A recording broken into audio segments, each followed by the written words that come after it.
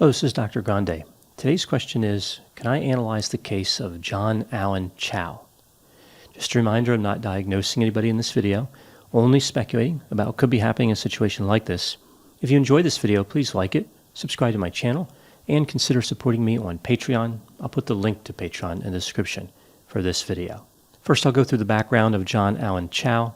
I'll talk about the timeline of the incident, and then I'll offer my analysis. John Allen Chau was born on December 18, 1991. He grew up in Washington State. His father was Chinese American. He was a psychiatrist. His mother was American. She was a lawyer.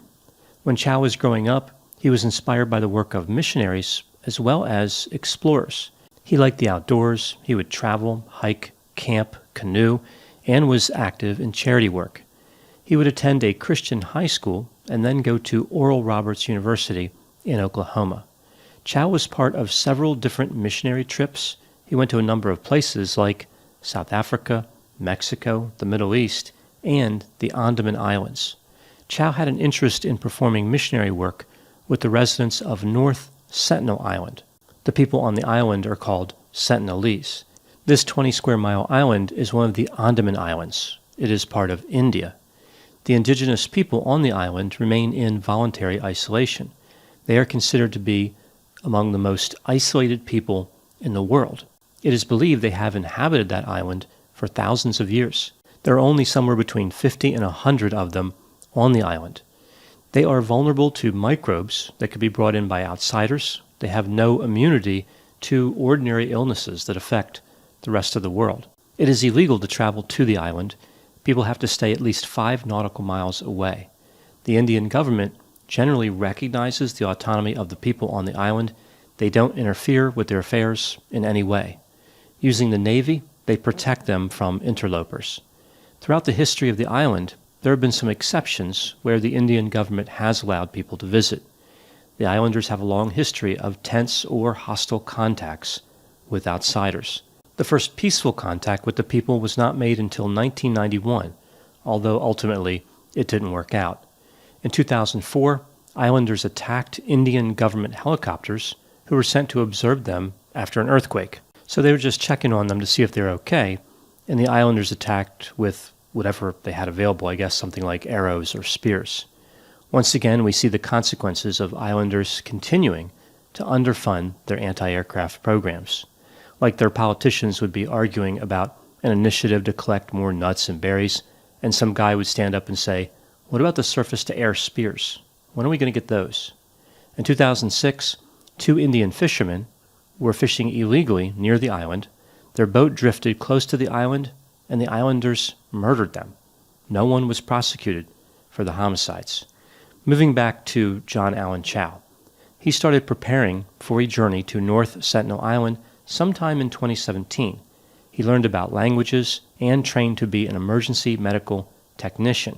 He did push-ups, jogged, watched his diet.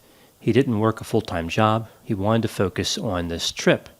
He even found a company to sponsor him. They made beef jerky. So the deal was he was given an unlimited supply of the product in exchange for promoting their brand. Fueled by this never-ending supply of beef jerky, he went to a 3-week missionary training camp run by a place called All Nations. Part of the training featured him being dropped off on a dirt road in a remote part of Kansas. He had to walk a long way before finding a mock village in the woods. It's inhabited by other missionaries who are pretending to be something like the people he would encounter on North Sentinel Island. They pretend not to speak English. They were hostile. Some approached him with fake spears and speaking gibberish.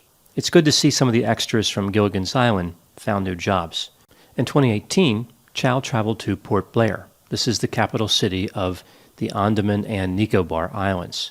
He did not seek permission from the Indian government to visit North Sentinel Island. Chau paid 5 fishermen to take him close to the island.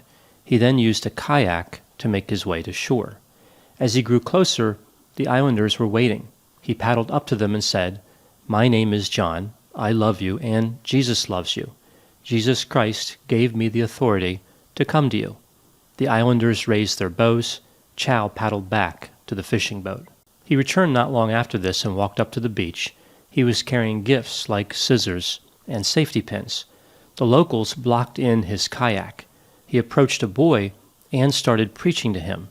The islanders then took his kayak. Perhaps the islanders played too much Grand Theft kayak in their spare time. After this, the boy shot an arrow into a waterproof Bible that Chau had in his hands, and the Bible is in front of his chest. So if it wasn't there, the arrow would have struck Chau in the chest. I guess Chau should have gone with the arrow-proof Bible instead. The islanders then started chasing him. He swam into the surf and back out to the fishing boat. Chau asked the fishermen to drop him off alone on the island next time. He believed that the problem was that the islanders were not comfortable with the fishing boat. Talk about seeing what you want to see. He didn't view himself as the problem. He viewed the fishing boat as the problem. That's what they were upset by, not this guy that keeps walking up on the shore uninvited. On November 17, the fishermen sailed close to the island and Chau swam to shore. The fishermen left to go fish in the ocean. Not long after going ashore, the islanders killed Chau. The fishermen came back a while later to check on him. They saw that several of the islanders were dragging his body along the beach with a rope. The authorities attempted to retrieve his body, but the situation became too dangerous and it was never recovered. The fishermen and 2 others were arrested for helping Chau. Now moving to my analysis. Chau wrote a letter to his parents not long before his death. It was 13 pages long. It described his interactions with the islanders. The letter contains a few interesting items. He believed that God was shielding him from the Indian Navy patrols. He asked God if the island was Satan's last stronghold. About the first contact, he wrote, "I felt some fear, but mainly was disappointed. They did not accept me right away." This is interesting because it doesn't seem like they accepted him at all. In the next contact, the islanders seemed to be amused as he tried to repeat their own words back to them, sometimes bursting out in laughter. Some people believed that Chau was naive and unexpectedly slaughtered by the islanders, but he appeared to understand the risks fairly well. His writings indicate that he was aware he could die. 2 days before his death, he wrote, "It almost seems like certain death to stay here." A day later, he wrote, "You guys might think I'm crazy in all this, but I think it's worth it to declare Jesus to these people. Please do not be angry at them or at God if I get killed. Don't retrieve my body." Doesn't sound like somebody who's making long-term earthly plans. In looking at Chau's early years, he really seemed oriented towards spending time in the wilderness alone. He was an outdoorsman, an adventurer.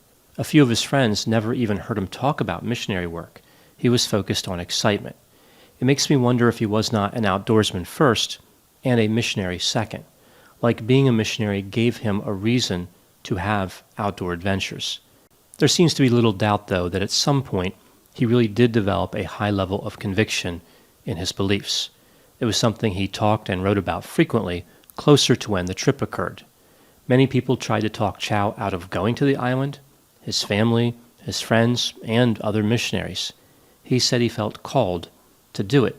He believed that the people on the island were damned to the fires of hell, and only he could save them. He thought he could translate the Bible into a language the islanders could speak, even though their language was unintelligible to even people who lived on nearby islands. He believed that if he died, he would be a martyr. Perhaps this was a rationalization, something that made sense of his strong desire to seek thrills. As far as Chau's potential personality profile, he seemed to be high in openness to experience, mid-range conscientiousness, high in extroversion, high in agreeableness, and low in neuroticism. So what could be happening in a case like this?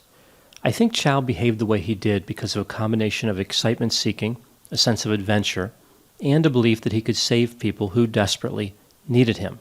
I don't think that Chau meant the islanders any harm. He did know that he was risking their lives, as evidenced by his attempt to self-quarantine in Port Blair, but I think he believed the good he could do them outweighed the risk. Sometimes sensation-seeking is so powerful, it is indistinguishable from a death wish. In this way, Chau reminds me a bit of Timothy Treadwell and Chris McCandless.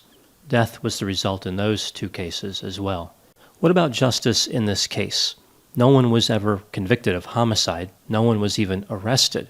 Some believe that the islanders responsible for Chau's death should have been prosecuted. No one is exempt from the law. Others believe that Chau wanted to die, or the islanders were somewhat justified in their actions. Still others are in the middle. They view what happened to Chau as unfortunate, but they're satisfied with the government of India not pursuing charges against anyone. This is a tough issue. He was murdered by these islanders, and that is tragic. Society can never tolerate homicide. At the same time, the islanders are in an unusual situation. They've largely been left alone. They don't have any meaningful contact with the outside world. They don't necessarily realize their island is within the boundaries of an established government, which has the authority to enforce the law. How can they really be held accountable when they are essentially autonomous? What's more, it's not clear if they knew Chau was dangerous to them because of the microbes he could have been carrying, for which they have no immunity. One could make the argument that Chau was using lethal force simply by being there. It's worth noting, though, that other people have visited the island before with the permission of the Indian government. Nobody really seemed too worried about infection during those occasions. So we see a bit of an inconsistent thought process as far as the danger to the islanders. When considering all the evidence, this is a tough call. I think India made the right decision by not launching an investigation and trying to find out who committed murder. The investigation itself could have exposed the islanders to microbes, and it's hard to imagine how anyone could be given a fair trial. I don't think they could even communicate with the islanders. So it really seems impossible to have due process. This brings me to the last question. Many people blame the evangelical movement for Chau's death, essentially making the argument that he was radicalized in some sense and therefore took actions that predictably led to his demise. Did Chau believe that his religion was better than other belief systems? Did he believe he had the right to impose it on others? Why didn't he respect the privacy of the islanders? Chau crossed the line. He was overzealous. He believed that God approved of him breaking the law to communicate with these people. He thought God actually helped him commit a crime. This is a good example of somebody misinterpreting Christian values. Perhaps John Allen Chau found what he wanted to find in the Bible and from other sources, and not what was really there. He wanted to believe there was a sense of urgency to infringe on these people's rights. Perhaps converting them would have been an incredible accomplishment for Chau, something that would have brought him honor. He was going to find a higher purpose, even if he had to die to get it. Those are my thoughts on the case of John Allen Chau. Please put any opinions or thoughts in the comments section. They always generate an interesting dialogue. As always, I hope you found my analysis on this topic to be interesting. Thanks for watching.